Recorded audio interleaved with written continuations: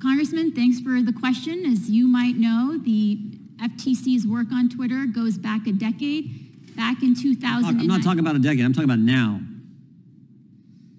12 demand letters in 10 weeks, over 350 separate requests you've demanded of Twitter.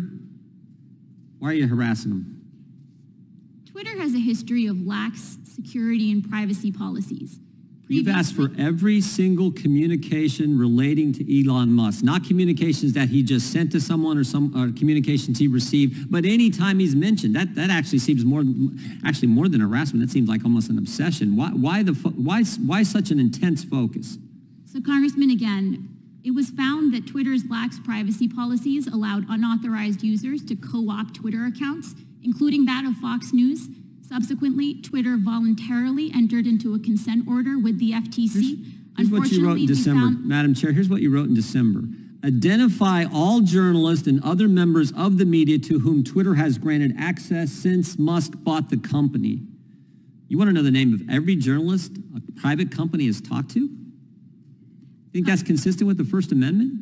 Congressman, as a former journalist, I take extremely seriously the valuable work that they do and understand that there can be instances in which government action is unjustifiably particularly, Madam Chair, if I could just interject, particularly in the context here. I mean, it's bad enough if you got government asking a private company about who are the journalists you're talking to. You name 4 of them and say, we want the other names of any journalists you may in fact be communicating with. That's bad enough. And I think a threat to the First Amendment, freedom of the press. But in the context of giving us information about how government had suppressed speech on these platforms, that's the context you're asking for. I think that's particularly troubling, don't you?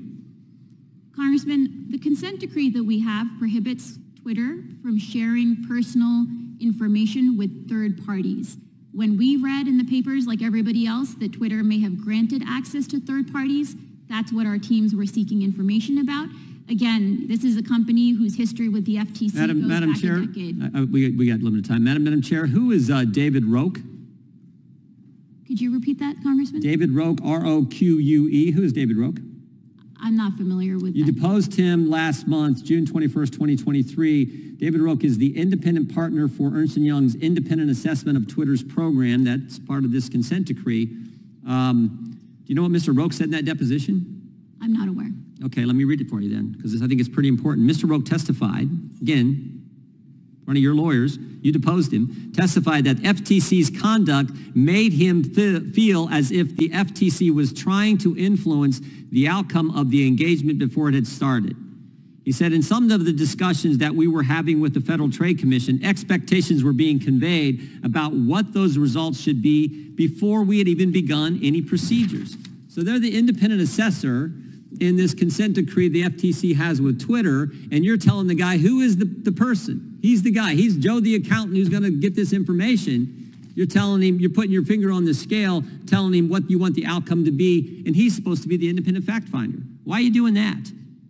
Congressman, I'm not familiar with those. Because it was just filed today, but we are. This is filed in court today, and this is your deposition. I'm happy to take a closer look at it and be back in touch. I will say as a general matter, we want to make sure that the assessors and auditors that are responsible for overseeing compliance are doing their job. You say Mr. Roque's line, what he testified here, what's been filed in court today, that there were suggestions of what they would expect the outcome to be, they being the FTC, there were suggestions of what they wanted him to go find in his independent assessment of the consent decree agreement between the FTC and Twitter. Again, I'm happy to take a close look and we can be back in touch with you about that allegation, but our staff are consummate professionals. When they conduct these investigations, they're focused on determining whether there was a violation. Is your attack on Twitter, harassment on Twitter, is that based on the fact that all kinds of Democrats have asked you to do this and frankly some things that you've written about dealing with, quote, disinformation? Does that have anything to do with it, Ms. Khan? Congressman, we make only independent determinations about whether there were law violations. The statement from Chairman Nadler, the statements from the letter, the press release and the letter from 7 Democrat senators that had no impact on it, that's not why you're doing it? Absolutely not. We look very closely at the specific matter at hand. Again, 12 demand letters in 10 weeks telling the independent assessor, hey, put your finger on the scale. This is the results we want. That's not harassment, and it had nothing to do with the fact that every Democrat in this town seemed to be telling you to go after Twitter. Our focus is on protecting people's privacy and security. Twitter has sensitive data on 150 million Americans, including private messages. We need to make sure, especially given its history going all the way back to 2010, we're doing everything to make sure Twitter is complying with the order. That's fine. Don't put your finger on the scale, and don't attack the First Amendment and the rights of journalists. Mr. Chairman, I yield back. At a speech in Berlin in 2022, Chair Khan told an audience that the challenges facing antitrust today were, quote, the result of a choice made 40 years ago to follow the misguided philosophy of people like Robert Bork. In other words, according to Chair Khan, the prevailing view over the last 40 years, a bipartisan view, shared over more than 20 Congresses, 6 presidential administrations, and adopted and developed by all 50 states in their enforcement, is now somehow wrong. Consider that over those 40 years, the U.S. economy grew from about a $3 trillion annual economy to $25 trillion, and was the single greatest period of wealth creation in human history. But everyone who oversaw economic policy for those 4 decades, according to the chair, was wrong. She knows better.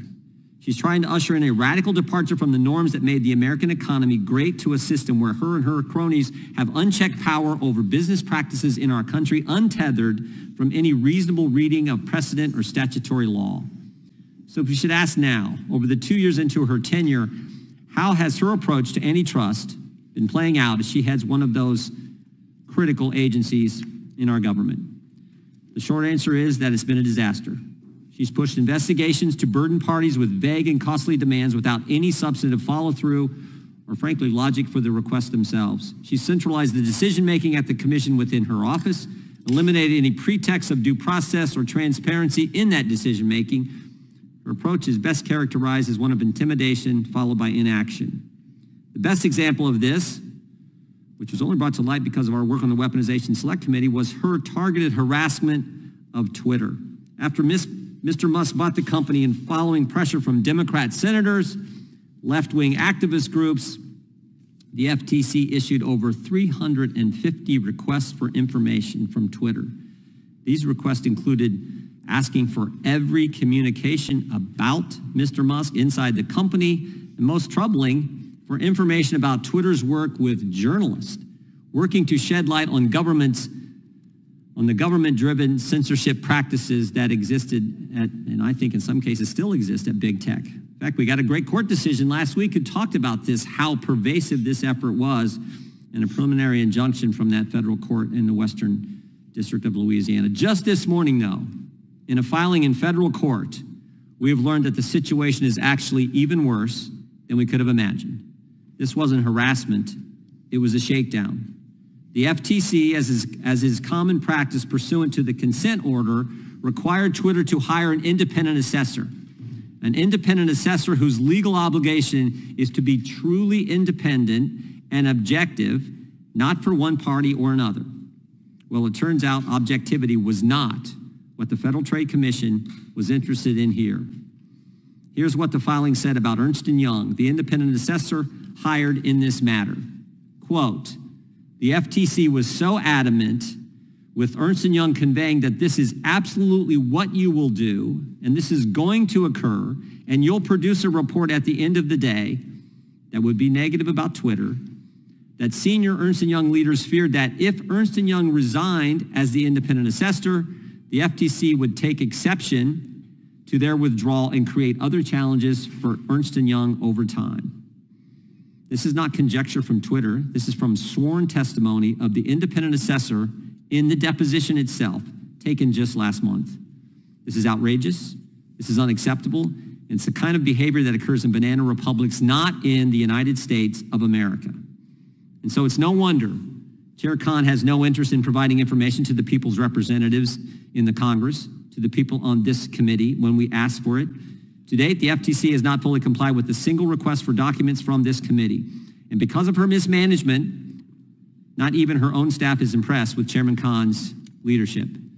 In 2020, the last year under the Trump administration, 87% of FTC employees agreed that senior leaders maintain high standards. Under Chair Khan, that figure fell to 53% in 2021, has declined even further to 49% in 2022. In 2020, 83% of surveyed FTC employees agreed that they have a high level of respect for the FTC senior leaders. Again, under the chairman, that figure plummeted to 49%. And these numbers were before it was revealed recently that the chair was advised by FTC's Ethics Council to recuse herself from a major case. She did not recuse herself and then appears to have misled Congress about taking that advice. We have a lot of questions today to get through.